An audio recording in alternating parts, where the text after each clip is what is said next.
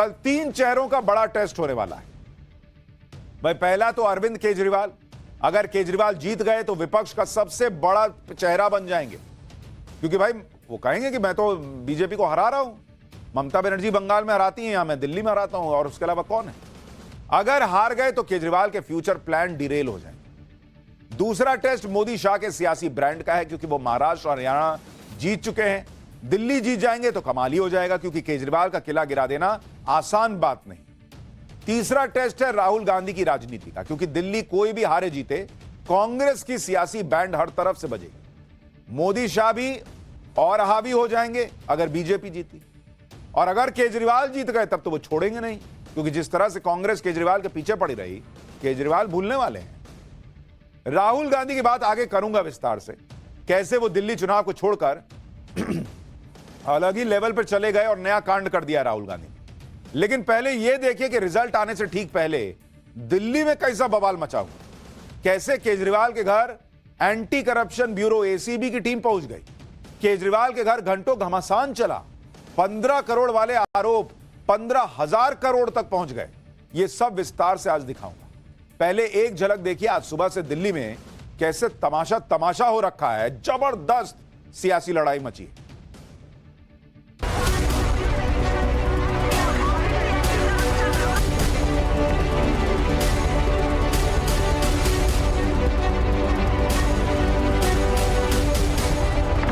पैसे ले लो और भारतीय जनता पार्टी ज्वाइन कर लो।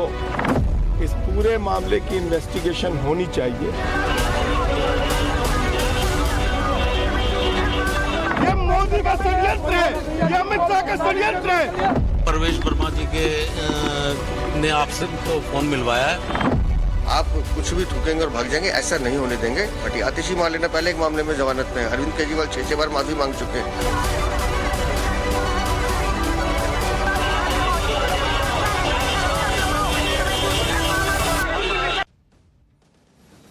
दिल्ली में नतीजों से ठीक पहले आज दिन भर हाई वोल्टेज ड्रामा चला। कहां तो बात एग्जिट पोल की हो रही थी, लेकिन आज पूरी लड़ाई उम्मीदवारों की खरीद फरोख्त के आरोप और दावों पर चली। इसी पर आज सुबह सुबह अरविंद केजरीवाल ने अपने सभी उम्मीदवारों की एक इमरजेंसी मीटिंग बुलाई।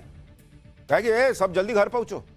इसी बीच खबर यह आई कि बीजेपी ने आम आदमी पार्टी के खिलाफ एलजी से शिकायत कर दी। बीजेपी ने कहा कि आम आदमी पार्टी उस पर आप उम्मीदवारों को खरीदने का गलत आरोप लगा रही है।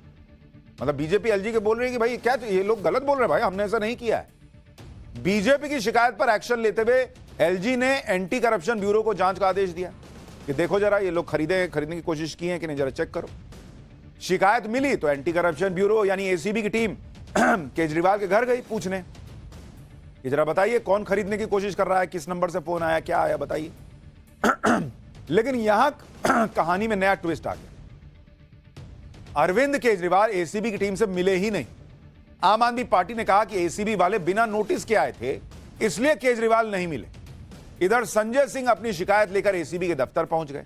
संजय सिंह ने कहा कि उन्होंने एंटी करप्शन ब्यूरो को खरीद फरोख्त के सबूत दे दिए हैं, लिखित शिकायत भी दे दी है। यानी कहां तो बात होनी चाहिए थी कि कल आने वाले रिजल्ट पर कि क्या होगा नहीं होगा, यहां बात हो गई कि कौन खरीद रहा है, कौन नहीं खरीद रहा है, कौन झूठे बोल रहा है, कौन सच बोल रहा है। मतलब अलग ही लेवल का मामला चल रहा है जो आपने कभी देखा नहीं होगा। दिल्ली में इस वक्त गजब की लड़ाई हो रखी है। करोड़ों के ऑफर की बात हो रही है, जिनका पता भी नहीं कि वो जीतेंगे या नहीं जीतेंगे। उनको कहा जा रहा कि करोड़ों का ऑफर आया। विधायकों को ऑफर आते तो सुना था, लेकिन कैंडिडेट्स को ऑफर आने लगे ये पहली बार सुना। क्योंकि कई बार मान लीजिए विधायक जीत गया तो आदमी कहता है कि इधर आ जाओ, जो जीता ही नहीं है उसको कौन ऑफर दे रहा है। इसलिए दिल्ली की एसीबी ने संजय सिंह से 15-15 करोड़ के ऑफर वाले आरोपों पर सवाल पूछे। एसीबी के सूत्रों के मुताबिक संजय सिंह ने जांच में सहयोग नहीं किया। जिन 16 उम्मीदवारों के कॉल आए उनका नाम भी नहीं दिया। संजय सिंह ने सिर्फ मुकेश अहलावत का नाम बताया। कुल कितने उम्मीदवारों को पैसे का लालच दिया गया है, इसका भी संजय सिंह कोई जवाब नहीं देता। एसीबी के सूत्रों की खबर तो संजय सिंह को फंसा रही, लेकिन संजय सिंह जब एसीबी के दफ्तर से बाहर आए तो उन्होंने कहा कि हमने तो सबूत दिए हैं, एसीबी जाके सच पता करे। एक बार सुनिए संजय सिंह ने कैमरे पर क्या कहा, फिर बताऊंगा दिल्ली सरकार के जिस मंत्री मुकेश अहलावत ने सबसे पहले खरीद फरोख्त के आरोप लगाए थे, उसने एसीबी की जांच में क्या बताया। ये शिकायती पत्र मैंने स्वयं से एसीबी में दिया है और पूरे मामले की जांच की मांग की है। इस पूरे मामले की इन्वेस्टिगेशन होनी चाहिए, ये हमने एसीबी को कहा है। एलजी चिट्ठी लिख रहे हैं एसीबी को, एसीबी पहुंच रही है, यहाँ जा रही है, वहां जा रही है। अरे क्यों? मैं खुद आ गया शिकायत करने। सर जांच कराइए इस पूरे मामले की। आपका बयान हमने नंबर दिया है मुकेश सहलावत को, जिस फोन नंबर से कॉल आई थी उसकी जांच कराइए। कौन सा वो व्यक्ति है, क्या नाम है उसका? संजय सिंह के बाद एसीबी केजरीवाल से भी पूछताछ करना चाहती थी, इसलिए एंटी करप्शन ब्यूरो की एक टीम अरविंद केजरीवाल के घर पहुंची, लेकिन उसे केजरीवाल की लीगल टीम ने घर के मेन गेट पर ही रोक दिया, अंदर घुसने ही नहीं दिया। एसीबी की टीम 1.5 घंटे तक केजरीवाल के घर पर रही, लेकिन उनसे पूछताछ नहीं कर पाई। केजरीवाल की लीगल टीम ने कहा कि एसीबी के अधिकारी बीजेपी के इशारे पर आए थे, उनके पास केजरीवाल से पूछताछ करने की कोई परमिशन तक नहीं थी। वो 1.5 घंटे तक कोई नोटिस नहीं दिखा पाए। आम आदमी पार्टी के वकीलों को भी सुनिए, वो फुल फायर थे कि ऐसे कैसे बिना नोटिस के आ गए जी आप लोग। फिर आपको बताऊंगा कि एसीबी केजरीवाल से जानना क्या चाहती है। मोदी का षड्यंत्र है, ये अमित शाह का षड्यंत्र है। यहाँ पे ये कुछ नहीं कर रहे, सिर्फ बैठे हुए हैं। इनसे पूछा जाए कि ये क्यों बैठे हुए हैं? एक पूर्व मुख्यमंत्री का घर है ये, कोई आम आदमी कि आप कैसे बैठ सकते हो यहाँ पे? इस तरीके से ये कानून की धज्जियां उड़ा रहे हैं। अगर ये थोड़ी देर में नहीं गए तो हम इनकी शिकायत ऊपर करेंगे।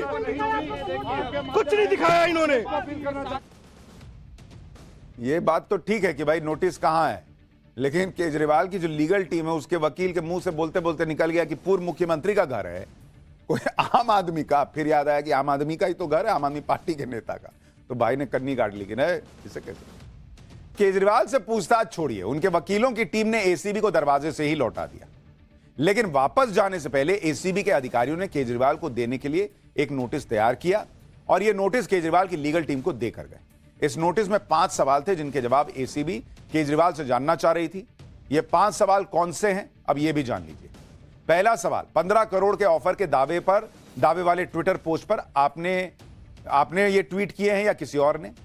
दूसरा सवाल, वो 16 आप विधायक कौन हैं जिनको रिश्वत का ऑफर आया? तीसरा सवाल, वो फोन नंबर बताइए जिससे कॉल आया और उस व्यक्ति की पहचान बताइए जिसने आम आदमी पार्टी के विधायकों को संपर्क किया। चौथा सवाल, आपके दावे और आरोप को साबित करने वाले सबूत क्या हैं, उन्हें मुहैया करवाइए।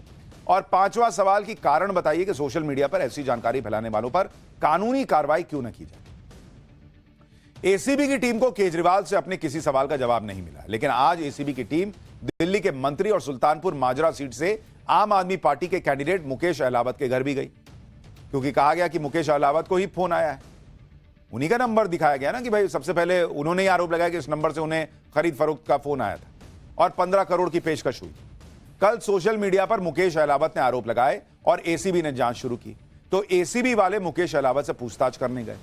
एसीबी की टीम के लोग मुकेश अहलावत के दफ्तर से बाहर निकलते दिखे, लेकिन मुकेश अहलावत आज मीडिया के सामने भी आए और नया आरोप लगाया कि इस पूरे कांड के पीछे प्रवेश वर्मा है। मुकेश अहलावत ने कहा कि यह फोन प्रवेश वर्मा ने करवाया था। एक बार मुकेश अहलावत को सुनिए, फिर आपको बताऊंगा कि 15 करोड़ की पेशकश के आरोपों का सच क्या निकला। फोन आया था मेरे पास और वो बोल रहे थे मिलने के लिए कि आपसे मिलना चाहते हैं और प्रवेश वर्मा जी के ने आपसे को फोन मिलवाया है। तो मैंने कहा क्यों मिलवाया भाई, क्या काम है आप लोगों को? हम तो आम आदमी पार्टी के हैं। और बोले आपके फायदे के लिए है। तो इन्होंने बोला कि आप समझा करो, आप मंत्री हो और सरकार नहीं आई तो हम आपको मंत्री बना देंगे। 15 करोड़ का देखो सुनो फिर उन्होंने मेरे को ये बोला, रिकॉर्डिंग तो देखो ऐसा है, व्हाट्सएप कॉल किया है कोई